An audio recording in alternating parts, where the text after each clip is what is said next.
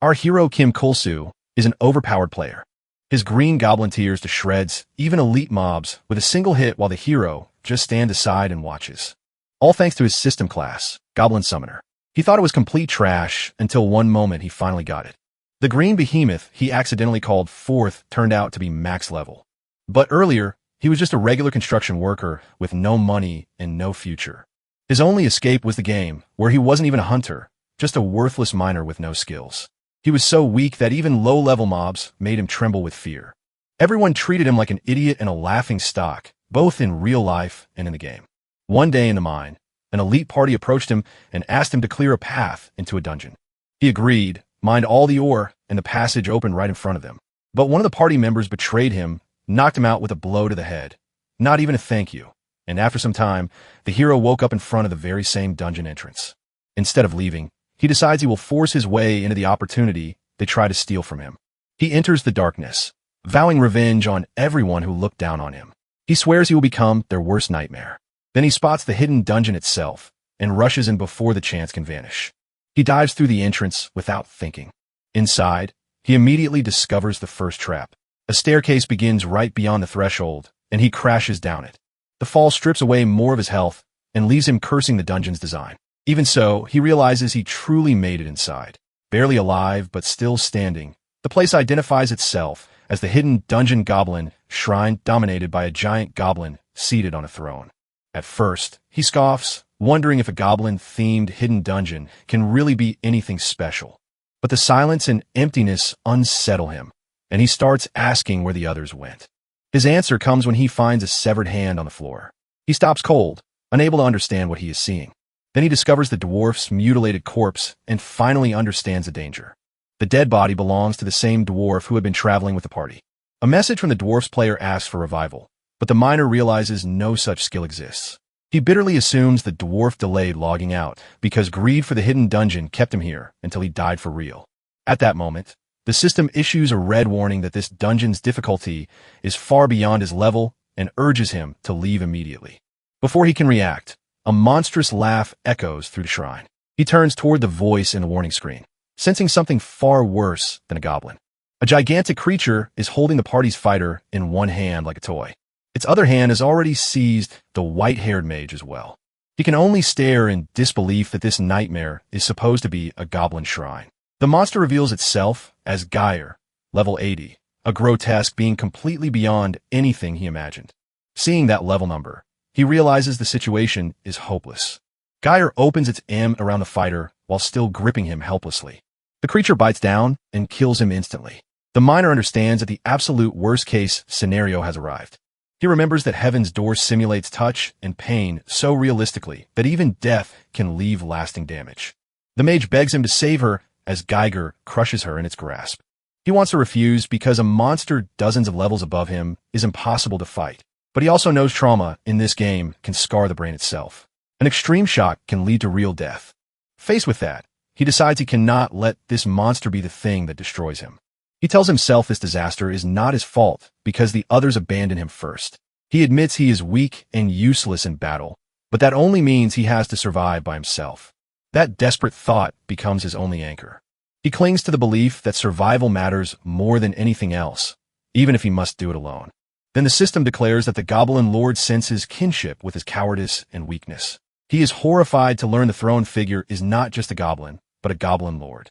The Goblin Lord's judgment reduces him to the same thing it sees in him, weak and cowardly. That insult strikes at the core of everything he hates about himself. He lashes back, insisting he never chose to be powerless. He argues that if he had possessed even a little strength, he would never have run. His anger spills into a confession that all he ever wanted was a decent life where people did not despise him.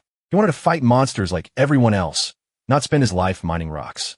Instead, debt left by parents he never even knew forced him into a life where none of his own choices mattered. So, when the Goblin Lord calls him weak, he explodes, demanding to know why he should be blamed for circumstances he never chose. He screams that he is looked down on in reality. And now, even in the game by a creature sitting on a throne. At last, he accepts the insult on his own terms, shouting that if he is a goblin, then so be it. The system responds by naming him an honorary goblin and granting him the aid of goblins. It then offers him a hidden class change in a goblin summoner. He stares at the offer in disbelief, realizing this hidden dungeon's reward is a hidden class after all. But the reward disgusts him, and he furiously rejects becoming anything tied to goblins. The system ignores his refusal and forcibly completes the class change anyway, turning him into a goblin. As Geyer advances, he realizes there is no time left to argue with the system. With escape no longer possible, he accepts that he has to fight with whatever he has been given. The new class immediately grants him Goblin Summon, and he activates it despite mocking how unimpressive it sounds. A single ordinary goblin answers his call. He is disappointed by how weak the summon looks, but decides it can at least serve as bait. While he runs, he points toward the monster and commits to the desperate gamble. Ordering the goblin forward, he commands it to defeat Geiger. Geyer only laughs at the challenge. Amused by the pathetic resistance now standing before it, he decides that instead of facing what comes next, he should run. Even as he thinks of escape, his goblin keeps slaughtering enemies at absurd speed. He is left staring in confusion as the massacre continues without effort. System messages flood in, revealing that the non-stop kills are rapidly raising his experience. The sudden gains even unlock new goblin-related skills for him. His summoned goblin also begins leveling from the carnage. The goblin revels in the growth, while its experience keeps climbing. He realizes with disbelief that this pathetic-looking goblin has somehow reached the maximum level. The impossible truth sinks in. His weakest summon is actually capped out. Elsewhere, a monstrous creature closes in on a frightened young man in a nightmare-like scene. The attack turns lethal in an instant. A white-haired woman trapped in a virtual pod experiences the horror as if she were there. The shock overwhelms her inside the simulation. A suited attendant rushes to her pod and desperately tries to wake her. He tears off the headset to pull her out of the experience, but he immediately understands the damage is already done. He concludes that the trauma has forced her into permanent retirement from the game. Back in the dungeon, the goblin keeps wiping out monsters in a blur of overwhelming damage. The summoner levels up again from the slaughter. The goblin tears through wolves just as easily, pushing his level even higher. The killing spree continues until the dungeon is effectively cleared. While the goblin works, he starts gathering the dropped mana stones and loot. Soon he is overloaded with materials and checks his status, finding himself already at level 31 with spare stat points. He realizes he cleared the hidden dungeon the moment he caught the gear. But unlike him, the party that protected him died, so he cannot leave except through death. That only deepens the mystery because the gear cleared the mine alone without leveling once while he shot up to 31. When he tries to inspect the goblin, the system refuses to provide any information. He starts suspecting the goblin's absurd strength as some kind of bug in the game. Rather than question it, he decides to exploit it fully and use this goblin to rise to the top of heaven's door. Afterward, he goes to NAR Bank to cash in his loot. The clerk offers to deposit the proceeds directly, and he is startled that game items can be converted into real money through an ordinary bank. He asks to sell even more valuable items. When he mentions the gear's membrane and heart, the clerk recalculates the total. The amount shocks her so badly that she can barely respond. Instead of finishing the transaction herself, she urgently calls for her manager, leaving him baffled. In a private room, tea is prepared for him like he is suddenly an important client. The bank manager greets him with exaggerated courtesy.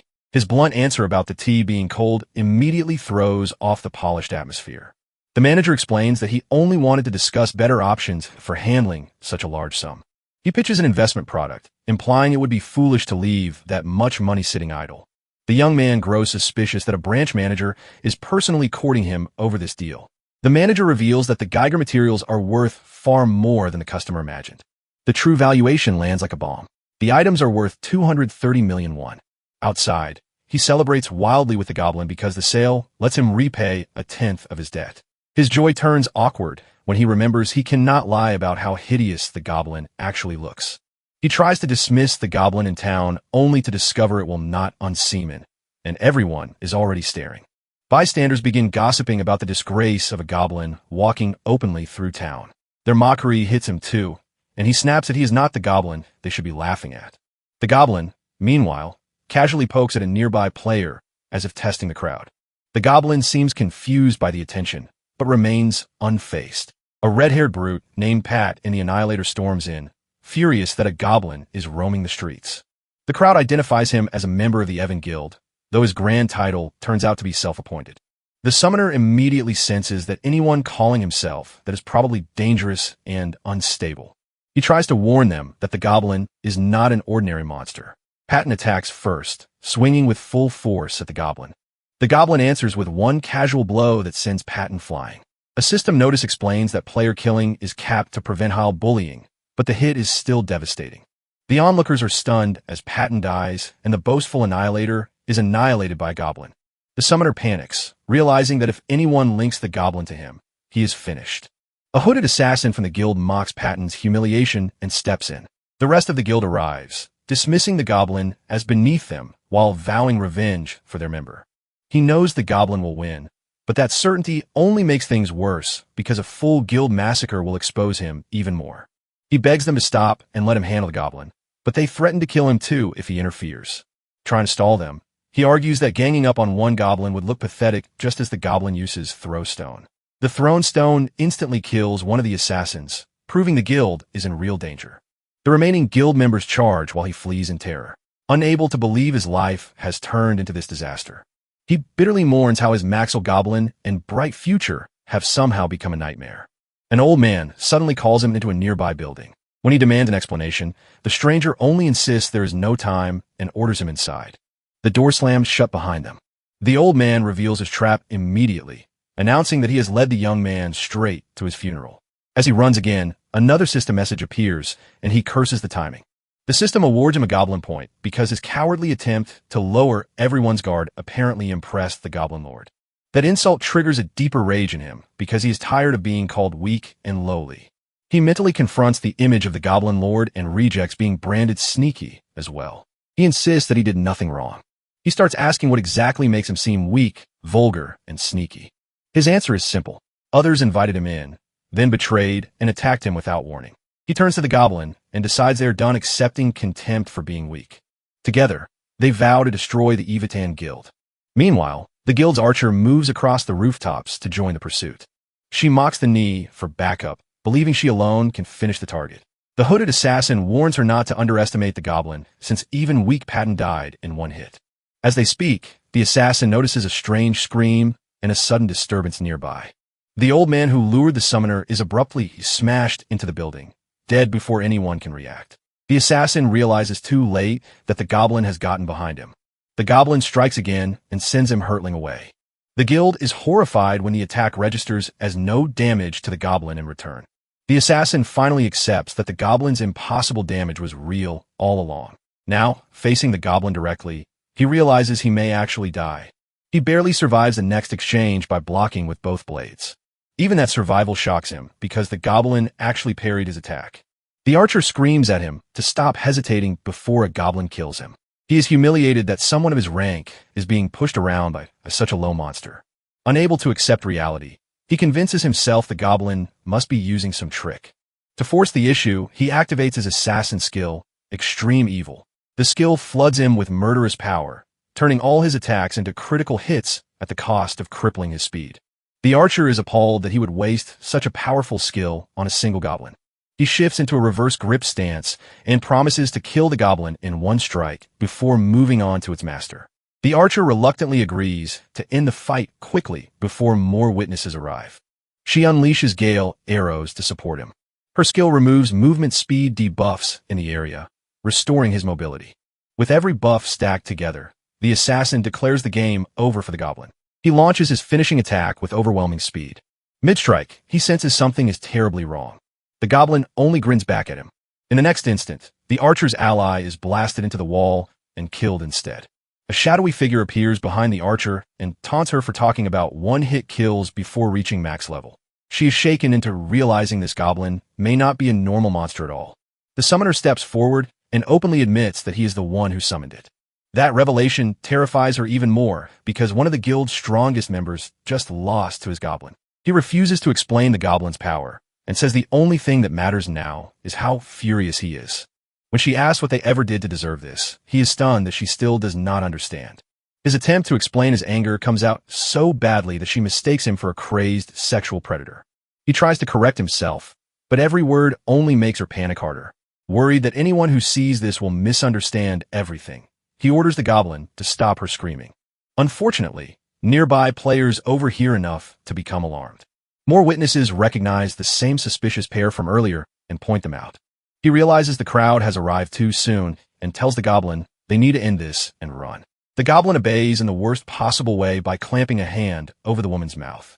From below, the crowd concludes that a goblin has massacred the guild and is now assaulting the last surviving woman. He realizes with horror that his revenge has turned into a public nightmare he cannot explain away. He shouts at the goblin to stop and release her at once. The witnesses are stunned that a beginner-looking player can command the monster that defeated the guild. The woman, still trembling, can only stare as the goblin remains beside her. He forces himself to calm down and tells the goblin to stop. Then he announces that everything is over now. The crowd misreads his words as a heroic declaration that the goblin's rampage is about to end. They start cheering him on as if he were the town's last hope. He is baffled that they are praising him instead of condemning him. Then he realizes the crowd still has no idea the goblin is his summon. Remembering how he earlier pretended he wanted to protect the guild, he sees a way to use the misunderstanding. He steps in front of the woman like a savior and orders the goblin to let her go. In his head, he imagines himself delivering a perfect heroic line. That fantasy convinces him he can turn this disaster into a heroic rescue. He starts reveling in the idea of becoming a man who risks his life to save a woman. The roleplay escalates until he dramatically frames the woman as the victim of a monster. He threatens her that she can live only if she keeps quiet about him and the goblin. Terrified, she immediately agrees to stay silent. Satisfied, he accepts her promise. Then, for the audience's sake, he loudly condemns the goblin for invading the village and hurting people. He commits fully to the act and declares that he will punish it. To sell the performance, he uses Walk the Goblin, which manifests as a glowing collar and chain around the goblin's neck. The goblin rages and resists as if truly being subdued. He lets the chain drag him down the roof, turning the struggle into a public spectacle. He lands dramatically while the goblin is yanked along behind him. He keeps hold of the chain and acts as though he has finally brought the monster under control. The crowd mistakes the leash for a high monster binding skill and marvels that someone in Beginner Town can use it. He privately notes that it is literally just a skill for taking the goblin on a walk, but publicly warns everyone to stay back because he can barely manage it. Watching from above, the surviving woman concludes that the Evan Guild never had a chance because this man must be at least level 50. The crowd reaches the same conclusion and realizes the guild was not weak at all. They were simply crushed by someone far beyond anyone else in town. Facing a goblin he cannot defeat head-on, the young man decides he only needs to drive it away. He activates his goblin summoner skill, Goblin Feeding, and produces bait for the creature. Betting everything on that trick, he hurls the food and declares this will end the fight. The goblin takes the bait and bolts toward the city gate instead of attacking. He seizes the moment and orders the town gates shut immediately. As the goblin races for escape, the gate begins closing in front of it. The portal slams down and cuts off the goblin's path out of town. The onlookers stare in disbelief, wondering if the crisis is finally over. Exhausted, he turns to the crowd and checks whether everyone survived. The townspeople realize he saved them and erupt in relief, praising him for chasing the goblin away. He accepts the cheers, telling himself the immediate danger has at least been contained. A blonde archer approaches and reveals that the rest of her guild died and revived elsewhere, leaving her alone with knowledge of his strange link to the goblin. He recognizes her as the same woman from the earlier conflict. When she promises to keep quiet, he immediately starts thinking about how useful that could make her. She also explains that within Pascal's sacred grounds, he is effectively untouchable, protected by the town's special rules. Remembering that safety, he recalls how he forced her promise by threatening to kill and repeatedly camp her at the revival shrine if she refused. She had resisted in tears, but fear left her with little choice. The city settles back into calm after the goblin incident. Later, resting comfortably, he admits things did not go exactly as planned. Still, he enjoys being rewarded with a fine room and feels proud of having played the hero. That satisfaction gives way to a more serious train of thought. He remembers that he once lacked the power to save someone important, and that regret still drives him. Then he remembers the goblin point he earned from the Goblin Lord and sits up in excitement. His status confirms he has 1 goblin point, and he reflects bitterly on how naturally this class seems to fit him. He opens the goblin skill store, finds the advanced options locked, and realizes he has only 1 skill available. Curious but careless, he selects Rally without understanding what it actually does. The system activates Goblin skill Rally and summons the goblin straight to him. The goblin appears inches from his face, and he panics at once. He realizes rally was a recall skill, not a buff. And now, the goblin's presence in his room could ruin everything. When the innkeeper knocks, he frantically lies that he is fine and tries to avoid exposing the monster. He begs the goblin to calm down, apologizing for how he treated it earlier. As night deepens, he reflects that the goblin was mocked and attacked despite doing nothing, just as he often was. That shared mistreatment makes him feel the goblin is like him. Lying beside the creature, he concludes this world is full of the same kind of cruel people. The next day begins with the tavern opening to a new confrontation. Members of the Evit Ann Guild arrive, and one of them recognizes him as the man from the previous day. They identify him as the outsider who saved one of their own despite being their enemy. Their hooded leader thanks him, admitting they had no reason to expect help after trying to kill him. The blonde archer calms her suspicious comrade and insists he is not here to fight. He confirms that he helped them only because he wants something in return. The guild accepts that motive and offers repayment anyway, saying Evit Ann does not ignore debts. He gets to the point explaining that farming in the beginner region is no longer enough and that he wants to move to the next zone quickly. The hooded man understands he means Findle and says he knows the way forward. An older guild member steps in and claims he is the one who can explain it. The old man says he is very familiar with the route, and the protagonist senses this group knows far more than ordinary beginners. Before hearing the explanation, he unexpectedly apologizes sincerely for his earlier behavior. The old man, taking him more seriously now, assumes anyone who handled that goblin alone must be strong. The red-haired warrior even suspects he may be stronger than the guild itself, though the protagonist knows that is absurd. He keeps his face blank while privately rejecting that idea. Inside, he remembers that if the red-haired man had attacked him yesterday, he would have died instantly. The old man begins explaining the structure of the beginner area, Lev, and its 5 standard dungeons. He lists the open field zones such as the grasslands, the mine, and the dark forest. These are places players can enter freely whenever they want, but leaving Lev requires clearing a raid dungeon, which catches the protagonist's attention. The old man explains that raid dungeons open only at set times, limit attempts, and serve as the final challenge of a region. Lev's raid opens just once a month, and the guild had gathered because they intended to clear it. The protagonist realizes what that timing implies. The hooded leader confirms that yesterday was the opening day, but the goblin attack ruined their chance. That means everyone left behind, and Lev is trapped there until the next raid opens. He is horrified, realizing a month of lost progress means a month of lost money as well. He fumes that his goblin could clear much stronger dungeons. Yet now he is stuck in a town where he cannot profit from that power. Unable to accept wasting a month, he grabs the hooded man and demands another way out. The answer is blunt. There is no other route, and everyone here is angry for the same reason. With that, the guild considers its debt repaid and prepares to leave. They decide to head back while he is left stewing in frustration. The blonde archer lingers for a moment, clearly uneasy about leaving him behind like this. Then she follows her guild out, and he remains alone with his anger. Outside, the guild regroups in the street under the night sky, hidden nearby. The goblin watches them with sly interest. The creature seems to sense something changing. It suddenly cries out, as if reacting to a distant signal. The night outside the forest turns tense and expectant. A system alert appears. The boss raid has opened again. The guild is stunned because the next opening should have been a month away. The hooded leader realizes the impossible has happened. The system message confirms the raid is truly open. The protagonist is shocked that the chance he thought lost has already returned. The red-haired warrior can hardly believe their luck. In only one day, the boss raid has reopened. The old man checks whether anyone else has already entered and learns the dungeon is still untouched. The hooded leader concludes that this time only their group will be competing for the clear. The protagonist instantly realizes what really happened. He accuses them of lying and says they tricked him into waiting so they could take the raid first. His anger spills over into self-loathing for trusting people again after everything he has suffered. The blonde archer tries to deny it, but he refuses to listen. The hooded leader cuts through the argument and simply asks whether he is coming or not, and greed wins over resentment. Once he agrees, the leader starts briefing him before they enter. He explains that the raid has only one chamber, so the boss will be waiting immediately beyond the portal. The old man adds that the boss should still be manageable for players at their level, though caution is necessary. The red-haired warrior boasts that even without their absent guild master, Evit Ann is more than enough. He claims a boss like this will fall in 10 seconds. The hooded leader smiles, sharing the confidence. With that, the guild advances toward the portal. The protagonist quietly orders his goblin to stay hidden outside until called, not trusting anyone to know the creature is with him. He reminds himself that betrayal can come from anyone and vows not to be caught off guard again.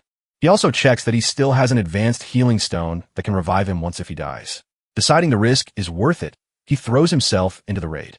He emerges inside a vast chamber beyond the portal. He takes into place and realizes this is the boss arena.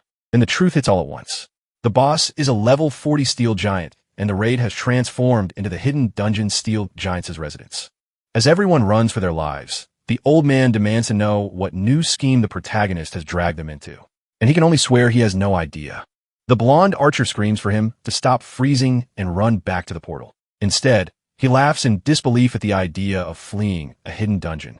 To him, abandoning a hidden dungeon means throwing away the kind of rewards every player dreams about. He argues that the boss is only 10 levels above them, and that the risk is still worth the prize. He convinces himself the gap is survivable and nowhere near the hopeless difference he once faced elsewhere. He insists that suffering for great rewards is normal and that this opportunity is too valuable to waste. He declares that they have no idea how extraordinary hidden dungeon rewards can be. So he tells the others they are free to run because he intends to claim everything himself to force his own path forward. He activates Rally and calls for the goblin. Outside, the goblin hears the summons and grins. It immediately races toward its master's call. Inside, the steel giant charges straight at the protagonist before the goblin can arrive. He screams for the goblin to come out, but he is too late. The giant kills him in one blow, and the others are stunned that the man who handled the goblin yesterday dies so easily here. The hooded leader dismisses his fate and focuses on the real problem.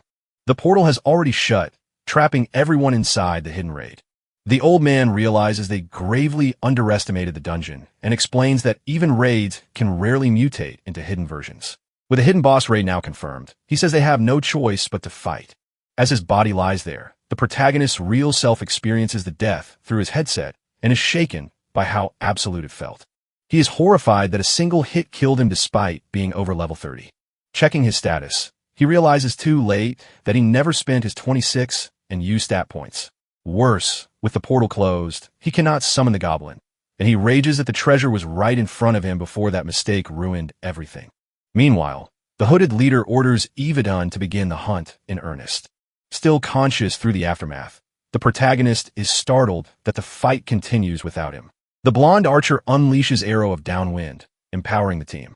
Her buff doubles allied movement speed, and the old man immediately coordinates the opening assault. He sends the hooded leader and another speed fighter in first to probe the boss and identify its weakness before it can react. The two blur around the steel giant in a rapid test attack. The giant roars as their blades strike across its body. The hooded leader follows with his skill unrivaled sword, landing the only meaningful hit so far. The old man explains the logic. By covering the monster in many cuts, they should be able to identify its true weak point from the deepest wound. But when asked for the result, the hooded leader reports that every strike except his own dealt 0 damage. That forces him to narrow the possibilities to 2. Either the giant's defense is overwhelming or something else is nullifying weaker attacks. As the steel giant prepares another attack, the second possibility becomes more likely. The hooded leader notices a red line of force and the pattern of the giant's reactions while continuing to evade.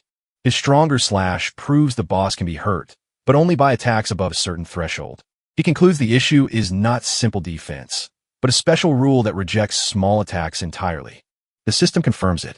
The steel giant's passive hatred for the weak nullifies any hit dealing less than 5% of its maximum HP.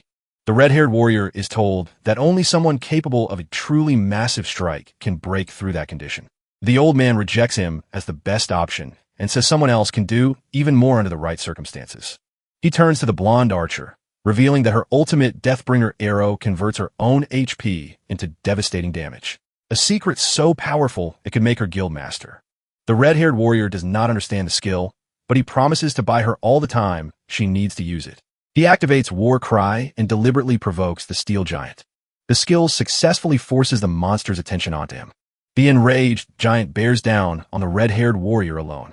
Watching from the floor, the protagonist realizes the fool he mocked is now risking his life to save everyone else.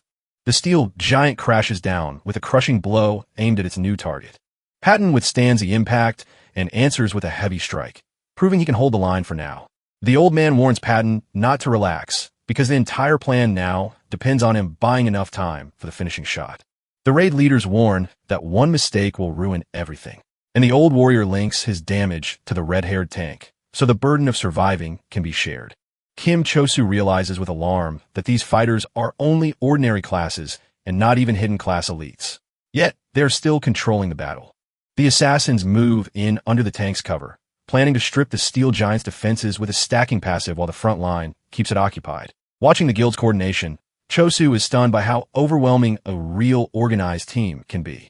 But his turns selfish when he realizes they may kill the boss without him, leaving him dead and empty-handed. As the steel giant bears down on the tank, the fight still seems to be following the guild's plan. The red-haired warrior suddenly notices the monster's attention shifting away from him and freezes in confusion. The system confirms the steel giant has chosen a different target, and the tank's taunts failed to pull it back.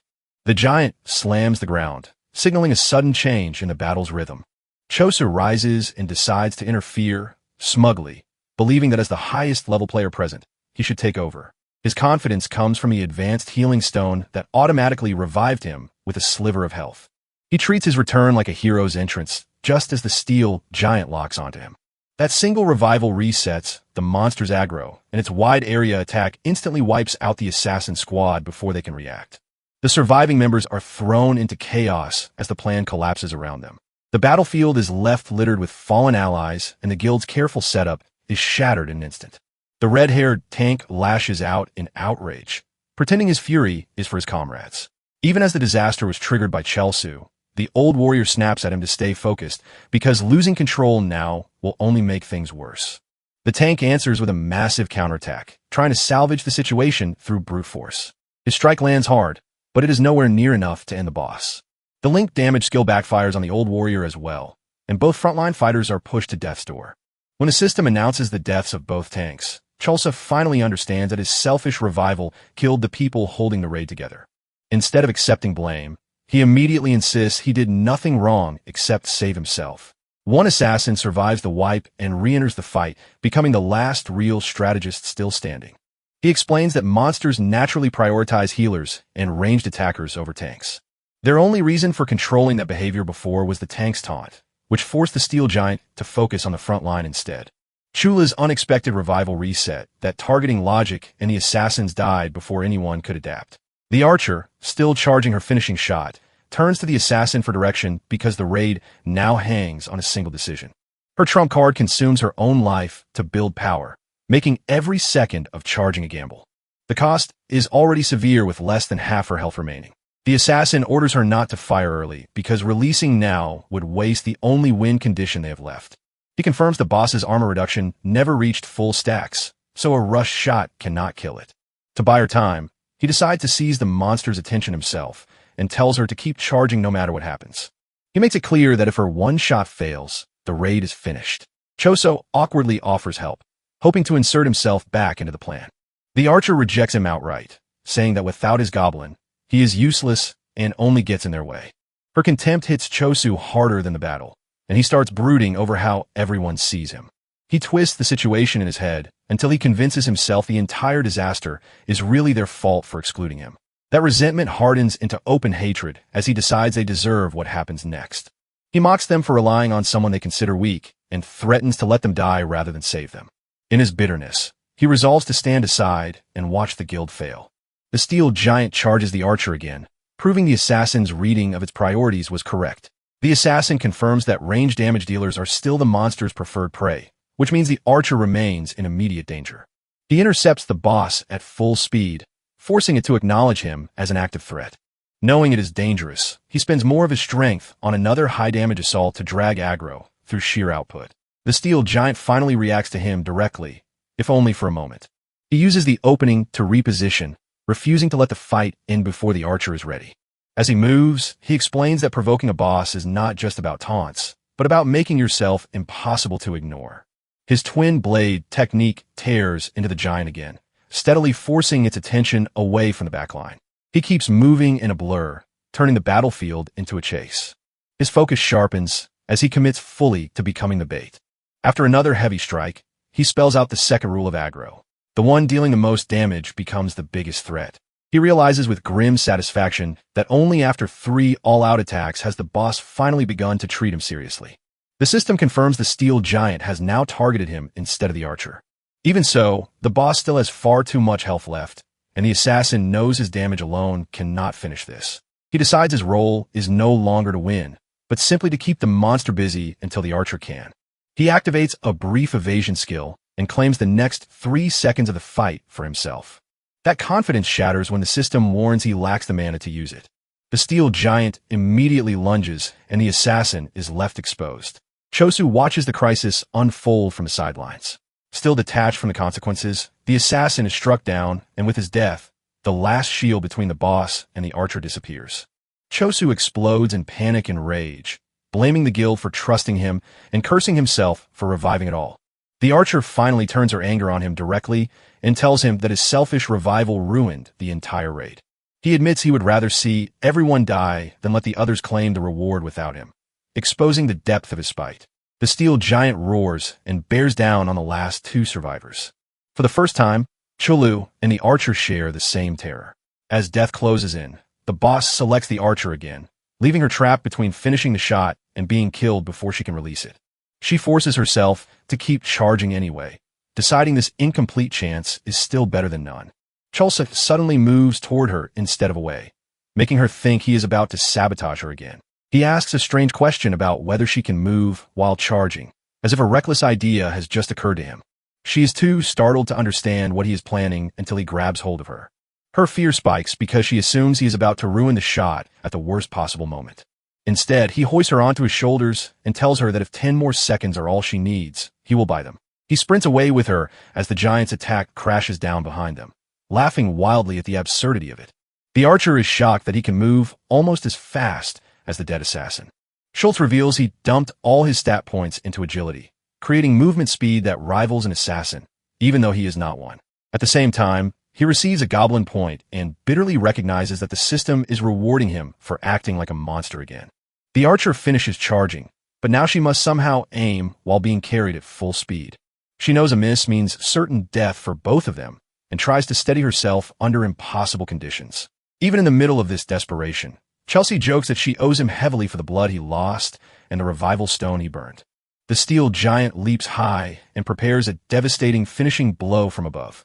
It crashes down with overwhelming force, trying to crush both prey at once. Still riding on Chosa's shoulders, the archer keeps the charge bow drawn as they race along the giant's body and search for a clean line. Her health drops to almost nothing from the skill's cost, and Chosa screams for her to end it before they both collapse. Instead of dying quietly, the steel giant unveils a final area attack meant to annihilate everything around it. The chamber erupts as the shock wave begins tearing through the entire arena. Chosu realizes too late that the boss had been hiding a last resort move all along. He understands that with the archer nearly dead and his own revival leaving him fragile, either of them will die instantly if the blast reaches them. The archer cannot get a clear shot through the storm of debris filling the room. As panic rises, she feels her mind latch onto some half-formed answer. What surfaces is not a grand revelation, but an old memory of playing games with friends, and Chosa snaps her back to the present before she drifts away. That memory gives him an idea, and he finally summons his goblin at the critical moment. The goblin appears with absurd, impossible power, as if it can tear through the rules of the dungeon itself. Chosa berates it for taking so long, treating this monstrous trump card like an unreliable accomplice. The archer is stunned to see the goblin damage the dungeon space itself to force a path through the chaos. Chosa presents the move like a hidden trick he had been saving. The goblin throws itself up as a living shield, intercepting the area attack and opening the line of fire the archer needed. The steel giant roars in frustration as its finishing move is blunted. Chulsa coldly announces that the real hidden boss has finally entered the stage. With the goblin in front and the archer fully aligned behind him, he declares that the climax has arrived. The archer releases her ultimate shot, and the empowered arrow punches through the giant with overwhelming force. The steel giant's body begins to crack apart from the impact. It collapses at last, leaving the 2 survivors standing on its ruined frame. The system declares the hidden dungeon cleared. The archer can barely believe they actually won. Her victory is rewarded with a surge of levels, confirming how much the impossible fight was worth. Chosa levels up as well, gaining even more from the clear. His first thought is not relief or gratitude, but the dropped reward. The fallen guild members are restored after the raid clear, and the assassin immediately checks whether everyone survived. The red-haired warrior wakes battered but alive. Relieved, the nightmare ended before the boss grew any stronger. Then they notice the old warrior is not breathing, revealing that the revival did not save everyone equally. The assassin turns from the dead and prepares to settle accounts with Kolosu. He demands an explanation, but Chosu only clutches the loot tighter and panics at anyone approaching. The archer is disturbed by how completely Kalu has fixated on the reward. Even as more level-up notices appear, his obsession does not loosen. He keeps screaming for the reward as if nothing else matters. A system message reveals that despite clearing the dungeon, the hidden class condition was not fulfilled. The archer is shaken that even this victory was not enough to unlock what she wanted. She realizes the hidden dungeon itself was only part of a larger requirement. Chulsa pieces together that hidden class advancement depends on specific conditions inside the dungeon, not merely beating the boss. He concludes that if those conditions are met, one could advance before the boss dies, and that defeating the boss afterward is simply the natural next step. Though curious about the hidden class, he pushes the thought aside because the immediate reward matters more to him. That greed is interrupted when his goblin reappears behind him at the worst possible moment. The archer tries to stop him from claiming everything alone, insisting the reward should be discussed with the whole party. Chas answers by shrieking and clutching the loot even harder. The others compare his behavior to a creature obsessed with treasure while he clings to the item like something sacred. The assassin tells him the raid objective is already complete and that the guild has no intention of fighting over the unexpected drop. Even so, footsteps close in around Kalu, making him expect betrayal from every side. The old warrior, somehow still active long enough to act, turns his cunning against Chilu and confirms the guild had warned this would happen. Kolsu erupts, accusing them of betraying him again and again, unable to distinguish suspicion from reality anymore. The assassin calmly states that if they truly wanted to take the loot by force, Kalu would already be dead, and says they are willing to let him keep the rewards. Among the drops is a unique archer weapon, the great bow of the Iron Giant, along with valuable crafting materials. The archer points out that the bow is wasted on Chulsa because he cannot even use it. He knows she is right since the bow is untradeable and restricted to archers, which makes it both useless to him and impossible to sell normally. Still, he refuses to let go simply because he cannot bear the thought of someone else having what he does not. At last, he offers a trade, willing to hand over the bow only if he gets something he wants in return. The assassin is puzzled until Kalu explains that an untradeable item's value lies in the leverage it creates. Kols gleefully reveals his real plan.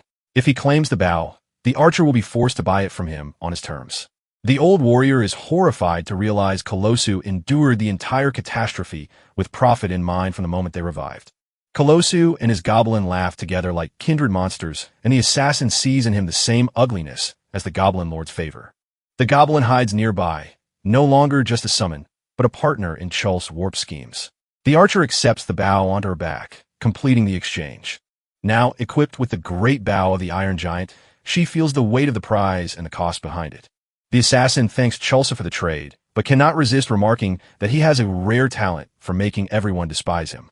He asks where Chulsa plans to go after they leave the dungeon. Chosa answers that he intends to go somewhere far away from all of them, embracing the role of outsider they have given him. The guild decides that sounds best and prepares to leave without him. The archer looks back with a small, unreadable smile as the Eviton guild departs.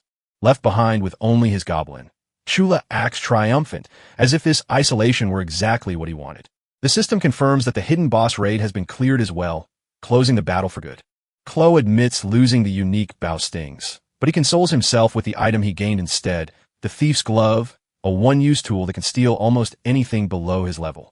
He realizes the true prize from the hidden boss was not the weapon, but the rare steel material it dropped. Thrilled by the value of those materials, he decides they matter more than everything else and justifies taking them. After being betrayed first, he heads into Findle to the market district called Phoenix Albazar, looking for a way to turn his windfall into power. As he enters the bazaar, he is struck by how many elite players gather there and starts thinking about how much money they must make. His greed sharpens immediately, and he can almost smell profit in the air. Even with money on hand, he decides upgrading his gear comes before paying off his debts because his current weakness nearly got him killed. He admits his equipment is absurdly outdated, still wearing armor fit for a level 3 beginner. Before he can focus on shopping, his goblin summon suddenly acts up and startles him in the middle of town. He warns the creature not to cause trouble in the village, trying to keep control of the situation. That warning is interrupted when a gigantic monster appears right in front of him. He panics at the sight of what looks like a boss-class beast in a safe area and desperately orders his goblin to protect him. A calm woman watching the scene notes that she has never seen anyone use a goblin as a summon. She introduces herself as Irene, a level 76 summoner, and asks whether the goblin beside him is his summon monster. He realizes the terrifying beast is not wild at all, but another summon with a rider on its back. Irene reassures him that her summon Michelle behaves in town, though the beast's drooling does little to calm him. From a glance alone, he understands Irene is overwhelmingly stronger than him. He concludes that even major guilds would struggle against her, which makes her presence even more intimidating. Instead of threatening him, Irene gently asks for the name of the little goblin. He gives his own name by mistake, and Irene clarifies that she meant the goblin, having heard him call it goblin. When she asks whether he has not named his summon yet, he is caught off guard by the question. He dismisses the idea of naming a summon at all, and mocks her for calling the ugly creature cute. Irene laughs and tells him that a one-sided bond with a summon is unstable, urging him to look at how his goblin is behaving. She points out that the goblin took an aggressive stance the moment he was ordered to protect its master, despite never even being given a proper name. Before leaving, Irene tells him she hopes he will be less dull the next time they meet, and calls Michelle away. He brushes off her advice and insists he and the goblin have no problem with each other. A rough looking blacksmith stops him and immediately comments on how terrible his equipment is. The blacksmith, Humphrey the Foo, ridicules his gear as worse than garbage, and the protagonist protests that buying better armor is exactly why he came. Humphrey offers him a sturdy steel chest plate, though only with a warning that it may be too much for someone like him. He calculates the price as manageable in real money terms and reminds himself that even with a powerful summon, he still needs enough defense to survive. He commits to the purchase. Humphrey approves his choice and boasts that the armor was made from top-quality steel. The protagonist puts it on and is briefly impressed by how proper it looks. That satisfaction vanishes when he learns the armor requires far more strength than he has, leaving him unable to move and forcing him to regret his agility-focused build.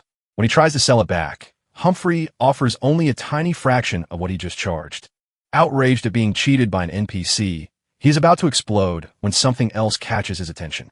He notices a glowing exclamation mark over Humphrey's head, but Humphrey himself cannot see it.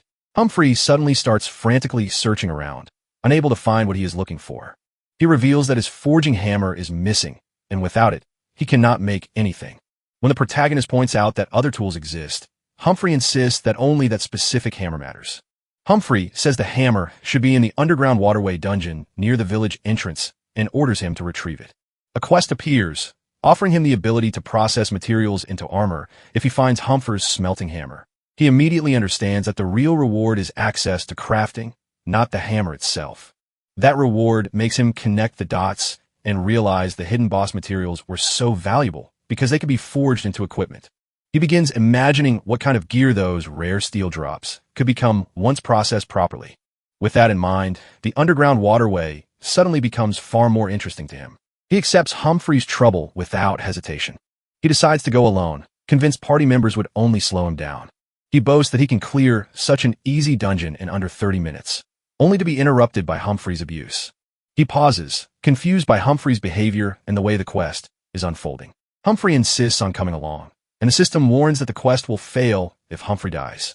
The protagonist realizes he is now stuck escorting a level 13 liability, an unexpected complication he never planned for. As Humphrey keeps barking orders, he decides there is no reason to obediently play along. Relying on his agility, he plans to outrun the escort NPC, ignore the weak mobs, and rush straight to the boss. He recalls that escort NPCs eventually stop following if the player gets too far ahead, and he intends to abandon Humphrey at the entrance. That plan collapses when the system announces that Humphrey is under attack. He is stunned that the quest can punish him so quickly. When he turns back, he finds Humphrey already brawling with monsters far above his own level and refusing to stay out of danger. Realizing the situation is spiraling, he calls for his goblin. The goblin rushes in at once to answer him. Together, the goblin and Humphrey start mowing down diseased rats and mutant slimes with absurd damage. The goblin even scoops up the dropped items while cackling through the carnage. Humphrey grandstands as if he alone is carrying the fight, while the protagonist fumes at how uncontrollable he is.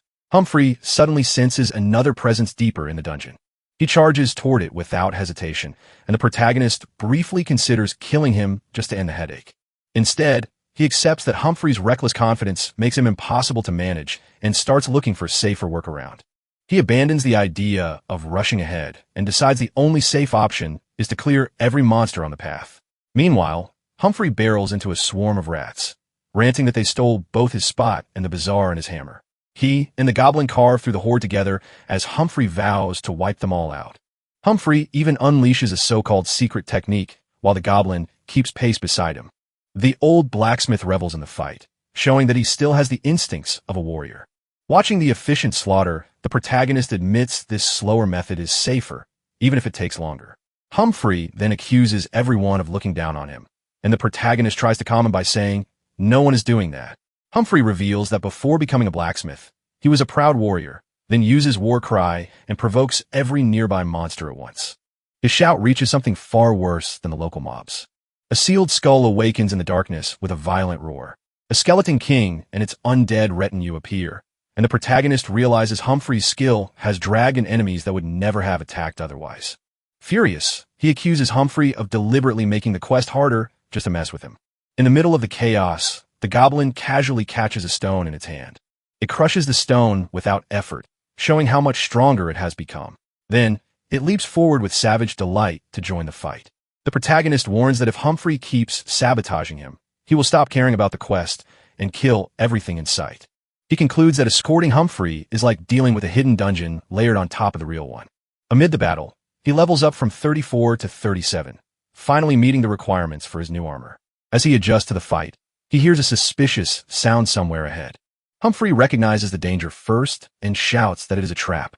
A glint in the darkness confirms hidden mechanisms have been triggered. Arrows launch down the corridor toward them.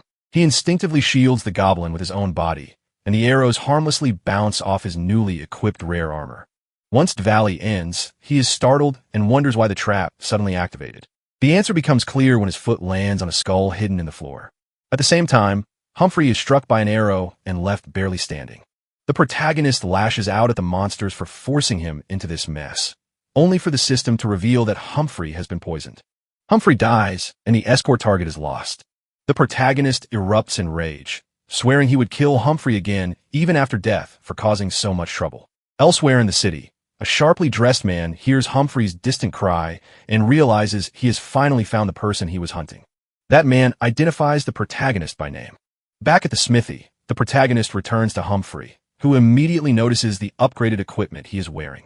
The protagonist mocks Humphrey for being so weak, expecting a dramatic final exchange, while Humphrey only cares that his hammer has been recovered. That anticlimax leaves him completely baffled. Then the quest clears. The forging hammer appears, and he gains the ability to craft equipment after all.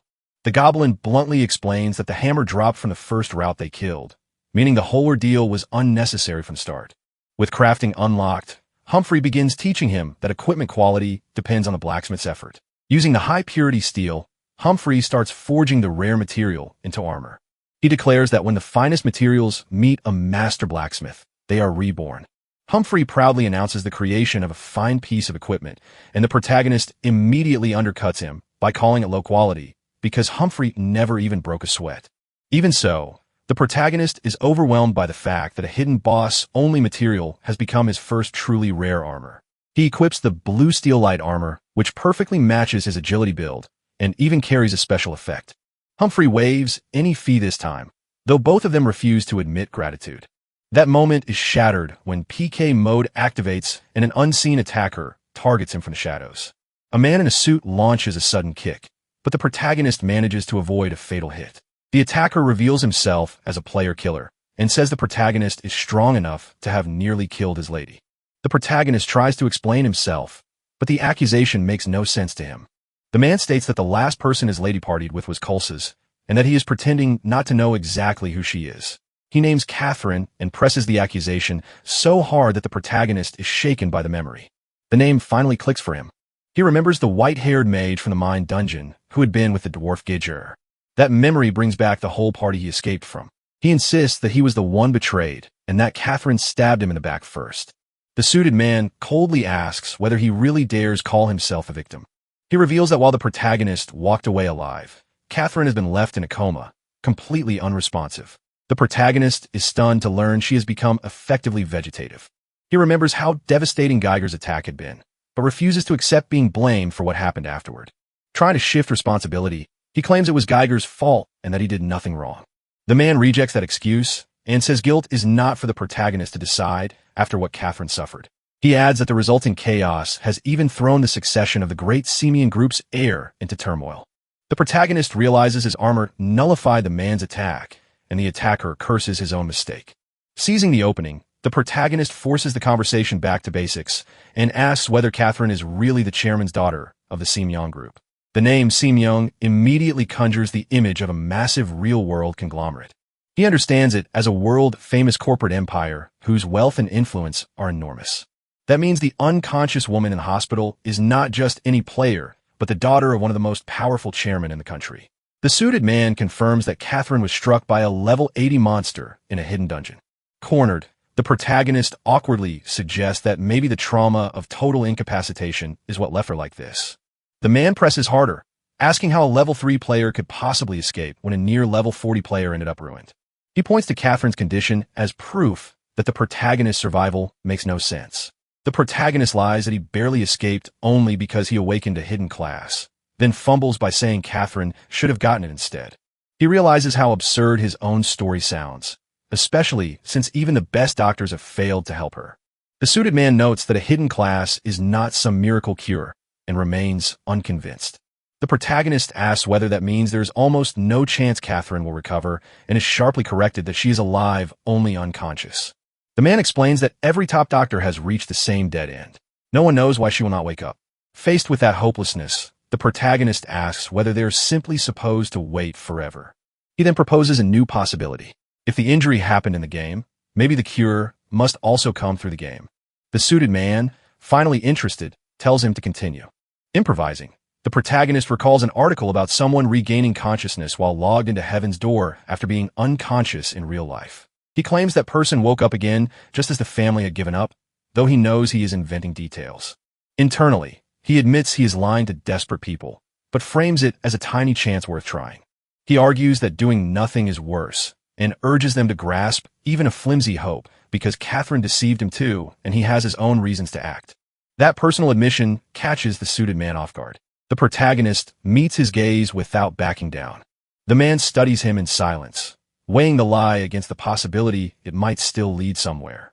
Under that scrutiny, the protagonist holds his stare and waits to see whether this desperate gamble will be accepted. A silver-haired woman named Catherine appears in the game world, still unconscious and unable to act for herself. The protagonist is stunned that the chairman approved this desperate plan and even allowed Catherine to log in. While Kamios, he realizes that if anyone learns he lied to the Hmong group, he could be erased for it. Even so, he dismisses the idea that a game could restore consciousness and treats the whole mission as nonsense. He quickly reframes the situation as a chance to look like a savior, even if nothing works. His real calculation is simple. If Catherine wakes up, he wins everything. And if she does not, he thinks he loses nothing. So, he decides to pretend to help her for a while and later report back that he tried. In his mind, he will just tell them to prepare for her death and walk away clean. Pleased with his own scheme, he congratulates himself for finding what he thinks is the perfect angle. His next problem is practical. He needs to move Catherine around despite believing she cannot walk. He suddenly hits on an answer and turns to his goblin summon. By physically pulling her, he discovers the system forces Catherine to follow. The trick works, but seeing a goblin drag an unconscious woman makes even him wonder if this is crossing a line. The crowd answers that question for him by condemning him as a monster. His excuses only make things worse, and bystanders start treating him like an abuser rather than a rescuer. He realizes he has once again trapped himself in public suspicion, just like before. An old man suddenly calls him away before the mob can close in. Though suspicious, he follows when a stranger warns that hesitation will get him killed. Once hidden in an alley, the old man reveals that this is not their first meeting. He identifies the protagonist as Sriel, the schemer he remembers from before. The old man confirms that the goblin really is Shriel's summon. Shriel admits to help, but makes clear he still does not trust anyone tied to the Evan Guild. The old man denies any larger guild conspiracy and says their previous cooperation was only for a raid. Shriel decides that explanation is good enough for now and presses him for local information. The old man hushes him and says the Pile region is too dangerous to explain in the open. He leads Shriel deeper through the alleys toward a safer place. Shriel quietly activates PK mode and prepares to force answers if needed. Under threat, the old man says the region's boss raid only appears when special conditions are met, unlike ordinary scheduled raids. He then questions why Shriel is so obsessed with rushing dungeons. Sungri lies that he is only chasing money, while hiding that he is exploiting a bug for profit. The old man warns him that this region has a progression path and cannot be brute forced immediately. He explains that the Royal City Phoenix Elbasar is where the main quest begins and where Heil players gather. That finally gives Shriel the obvious answer he had missed. Following the main quest is the fastest route upward. He instantly decides to abandon the conversation and rush toward that path with his goblin. The old man is left behind as Sunreal bolts off without ceremony. The goblin shares his excitement and follows with a grin. Sungreal suddenly freezes when he realizes Catherine is no longer with him. Panic hits as he understands he has completely lost track of the unconscious woman he was supposed to protect. Elsewhere, two thugs corner Catherine, first leering at her and then noticing the expensive gear she is wearing. They decide her passivity makes her easy prey and twist the situation so they can pretend they are the righteous ones. One of them even jokes about calling guards while clearly intending to exploit her instead. Shriel realizes that if Catherine takes damage while unconscious, she could truly die and his bluffing will be over. For the first time, he understands he cannot talk his way out if she is killed. At that moment, the butler contacts him demanding proof that Catherine is safe, and some can barely keep up the lie. When Samriel cuts the call, the butler is left furious and unconvinced. A superior tells the butler to stay calm, but the tension around Catherine's fate only deepens. The chairman's knight openly questions why Catherine was entrusted to an ordinary man at all. The superior is revealed to be Hanjamin, chairman of the Simeon group. The knight argues that if healing her in-game is possible, their own side should be handling it, not a nobody. Hanjun coldly answers that if Catherine dies there, it changes nothing for him. He explains that Catherine's life in the real world was one of control, and Heaven's Door was the only freedom she ever chose for herself. To him, dying in that freedom would be preferable to fading away under a hospital ceiling. Meanwhile, Samriel races through the city, cursing the game for simulating exhaustion while he searches for Catherine. As he runs, a recent goblin point triggers a sudden idea. He realizes that despite doing nothing noble, the system still rewarded him with a goblin point. That reward unlocks new options in the goblin skill shop, giving him a possible way to recover control. One skill would let him trade his own health to heal the goblin, which he dismisses as useless for now. Another skill lets him throw the goblin itself in any chosen direction. That absurd ability immediately strikes him as something he can actually use. He grabs the goblin and prepares to turn it into a projectile. After selecting goblin throwing, he commits to the plan without hesitation. He hurls the goblin high into the air to scout the city from above. The goblin screams as it sails across the skyline. Still airborne, it keeps shrieking while Shriel waits for the result. When the goblin reacts, Shriel pinpoints Catherine's location and rushes toward it. He tears through the alleyways at full speed, following the goblin signal. By the time he arrives, he has worked himself into a grotesque fantasy of reclaiming Catherine before anyone else can touch her. He finds the two thugs still hemming Catherine in, both of them stronger than average fighters. They recognize him as the ugly man from earlier and mock him for coming back. Some snaps that he was never dragging Catherine around for pleasure and demands to know who these idiots are. The pair grandly style themselves as heroic rescuers, which only confirms to him how delusional they are. They attack first, trying to kill him while still insulting his looks. Shriel braces for impact, expecting a direct clash. Instead, the goblin crashes into the two attackers and knocks them flat in a cloud of dust. Somel revels in their humiliation and savors beating men who had looked down on him. His gloating laughter draws the attention of a nearby city guard. When the dust clears, Shriel sees Catherine beside him and realizes the situation has become even more dangerous. The guard charges in, convinced he has found a murderer and kidnapper in the act. Some tries a weak self-defense excuse, already knowing it sounds hopeless. Because arrest by guards would trap him in prison, he decides he must eliminate the lone guard before reinforcements arrive. Before he can act, the old man reappears and casually throws an arm around him as if they are allies. The old man warns that killing a guard would make every NPC in the city hunt him, so he needs to cooperate instead. Facing the guard, the old man politely disarms suspicion while hiding his real intentions. He tries to use an NPC gifting mechanic to buy the guard silence with a bag of gold. The bribe backfires completely, and the guard arrests the old man for trying to corrupt an honest officer. The system confirms the relationship loss and flags the bribe itself as a crime. Watching the old man get taken instead, Sunreal briefly wonders if the liar was actually trying to help him. Later, Sunreal reaches the royal palace only to be blocked at the door despite hearing the main quest starts there. A man in yellow approaches and tells him the palace will stay closed for some time.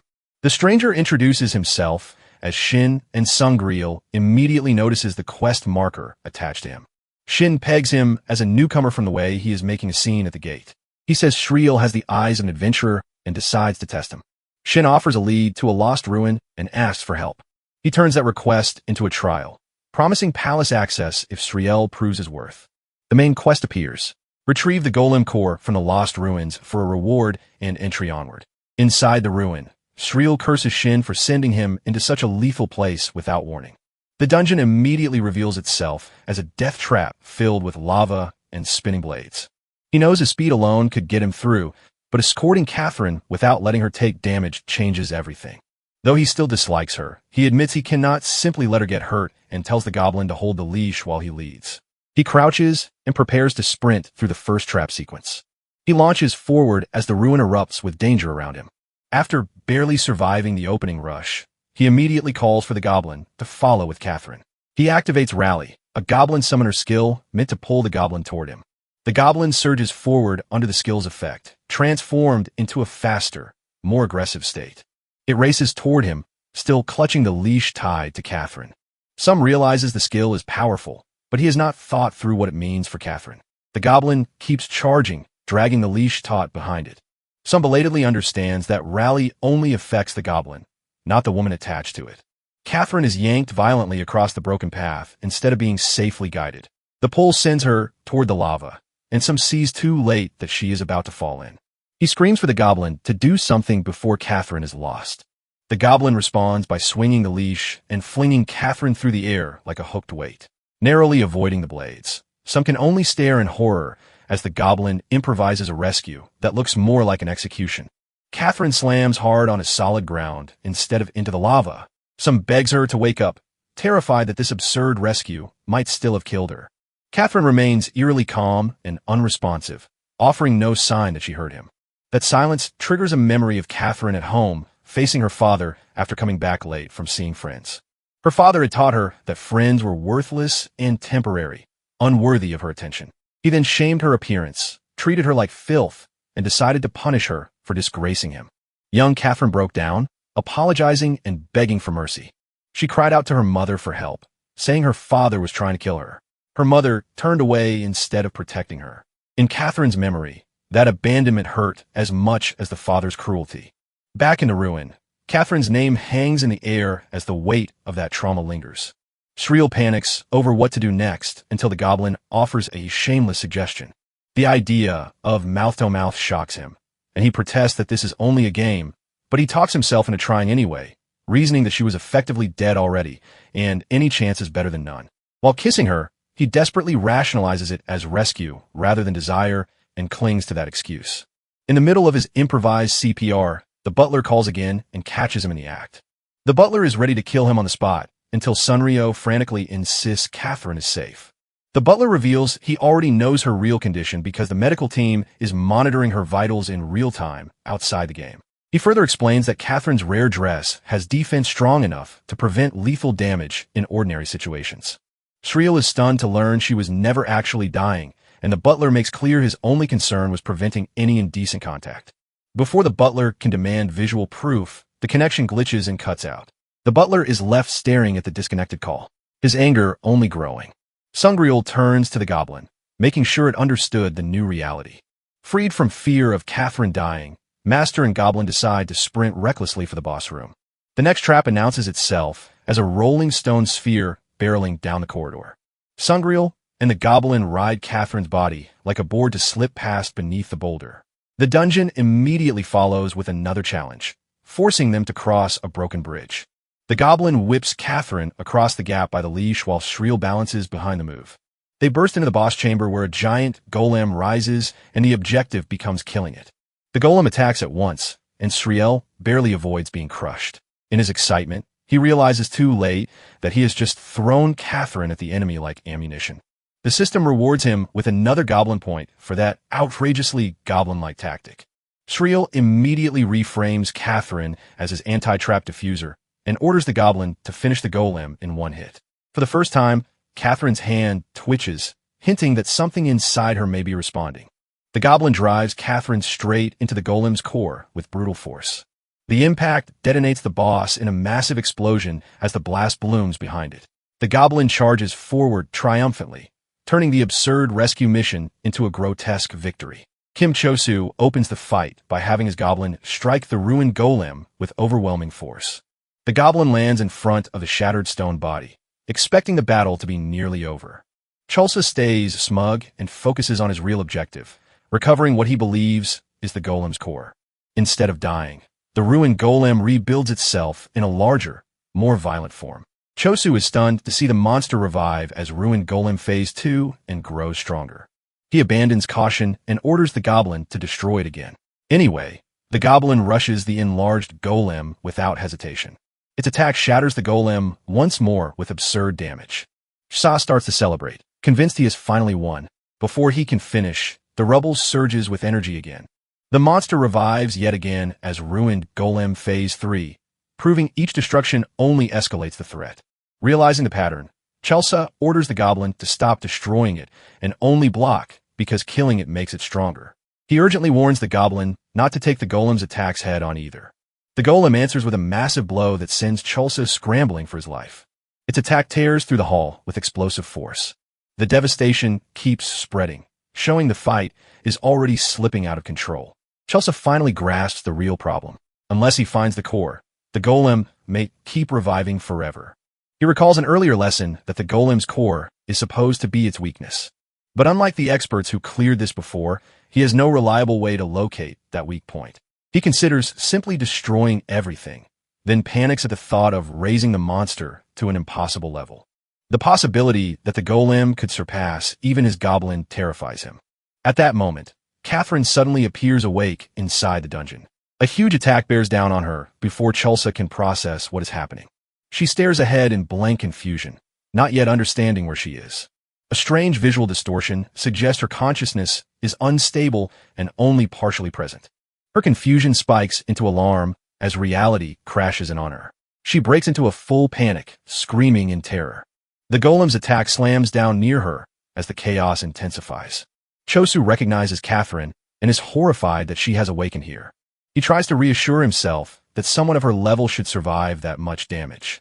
But the golem keeps hammering the area, making that hope feel increasingly hollow. Sa and the goblin can only watch in dread as the destruction continues around her. Neither of them understands how she suddenly became part of this fight. Chasa realizes she is truly conscious now, while Catherine, disoriented, demands to know where she is and who he is. Catherine uses an emergency escape skill to save herself, then immediately turns on Chosu and demands an explanation for nearly getting her killed. Chosu is less relieved by her survival, then terrified that she may remember everything he did while she was unconscious. He desperately rationalizes that since she woke up alive, she should be grateful rather than angry. His greed quickly returns, and he starts imagining the reward for saving the semi-group's heir. Putting on a shamelessly cheerful act, he begins inventing a heroic explanation for what happened. Catherine cuts him off before he can finish the lie. She blasts him away with a sudden attack, refusing to play along. He crashes hard into the ground from the force of her rejection. Even while reeling, he complains that she should have warned him before hitting him.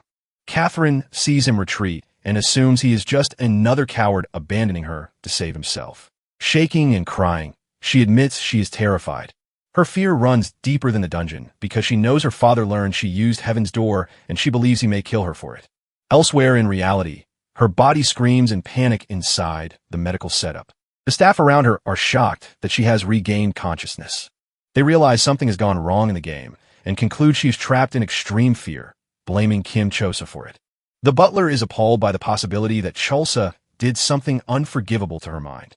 The medical team considers forcing her to log out, but they hesitate because this may be their only chance to keep her conscious.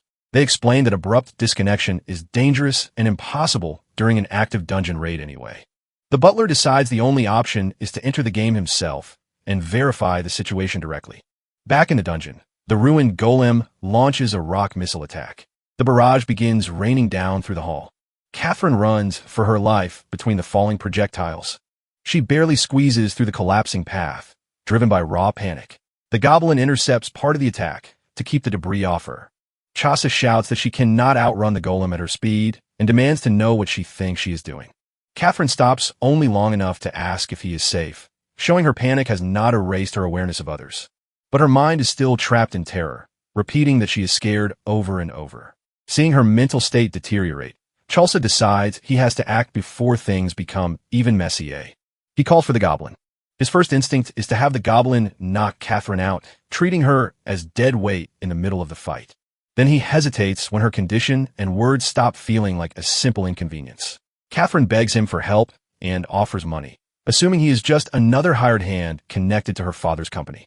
Chosu agrees to help her escape safely, but he still misunderstands what she is really asking for. She snaps that survival is not the point. In desperation, she begs him to get her away from the Simian group entirely, no matter what it costs. Her plea expands into a cry to escape her parents and her whole family, revealing the source of her terror. She admits she cannot bear being hurt anymore. At that critical moment, the Beller enters the game and immediately threatens Chulsa to produce Catherine. Chasa cuts the goblin off and orders it to stall the golem while he deals with this new problem. He grumbles at the interruption while the goblin protests being distrusted. To calm the butler, Chulsa forcibly props Catherine up and pretends she is smiling and recovering, reframing the situation as care rather than kidnapping. The butler watches the feed and senses that something is badly wrong. Catherine's vacant expression makes him doubt Chelsea's story and wonder if her earlier outburst was some kind of seizure.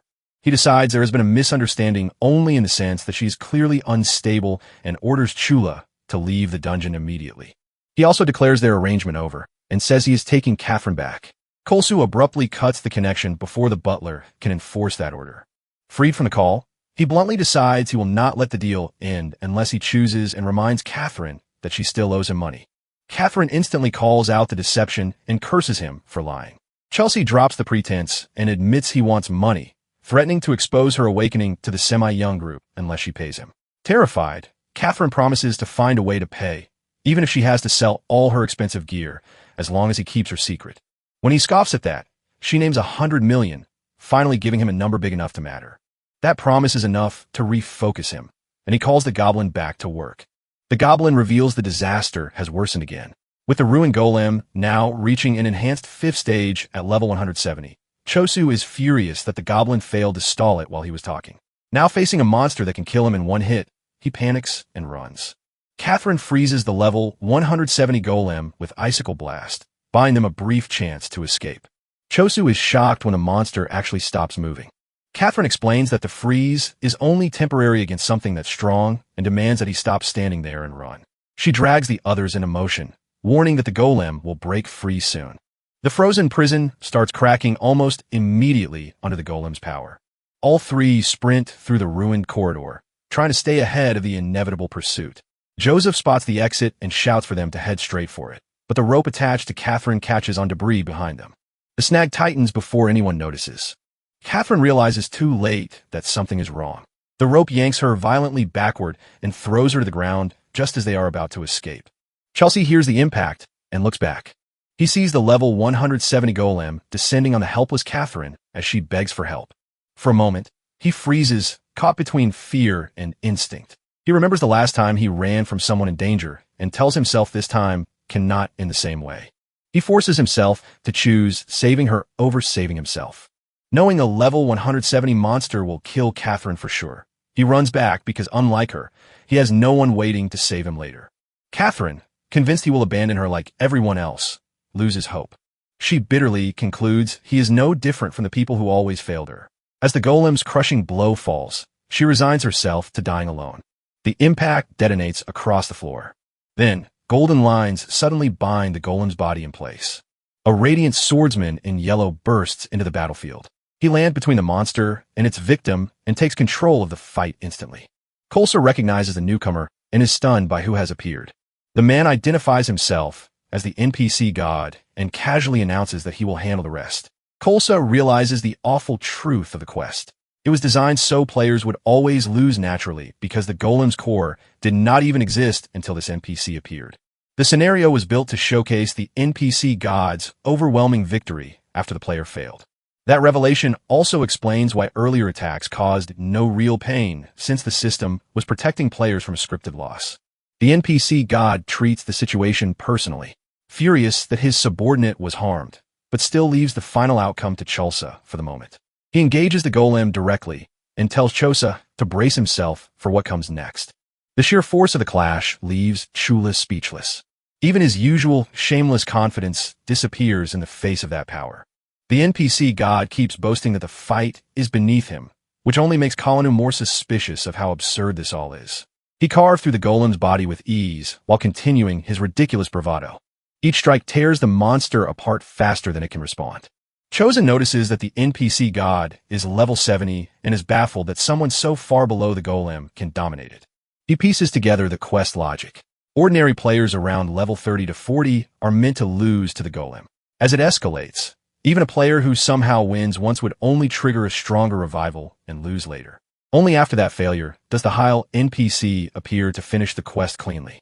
The Goblin gleefully confirms how abnormal this run has become, since no player should ever push the golem all the way to level 170. Because the scripted cutscene cannot resolve normally anymore, the NPC god's line keeps repeating while the scene glitches around them. Choser realizes the NPC god cannot die as long as the golem still exists because the questioning